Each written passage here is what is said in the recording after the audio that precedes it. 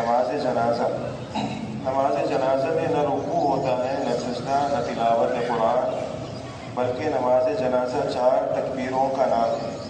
اسی لیے اگر کسی مسلمان میت پر 4 تکبیریں کہہ لی جائیں تو اس کی نماز جنازہ ادا ہو جاتی ہے، اگرچہ تکبیروں کے بعد کچھ پڑھنا بھول جائے تب بھی اس کی نماز ہو جائے گی۔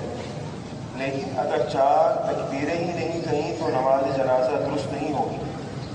4 تکبیریں کہنا امام کے لیے بھی ضروری ہے اور نماز جنازہ پڑھنے والے مقتدیوں کے لیے بھی اپنی زبان سے 4 تکبیریں کہنا فرض ہے۔ تکبیر کہتا اللہ اکبر کہہ کر پھر باندھتے ہیں ہاتھ 1 دفعہ، پھر اللہ اکبر کہتے ہیں 1 دفعہ، 2 دفعہ، 3 دفعہ، 4 دفعہ۔ بات فرمایا کہ یہ 4 دفعہ تکبیر کہنا یہ فرض ہے، اگر یہ تکبیر نہیں کہیں گے تو نماز ہی نہیں ہوگی۔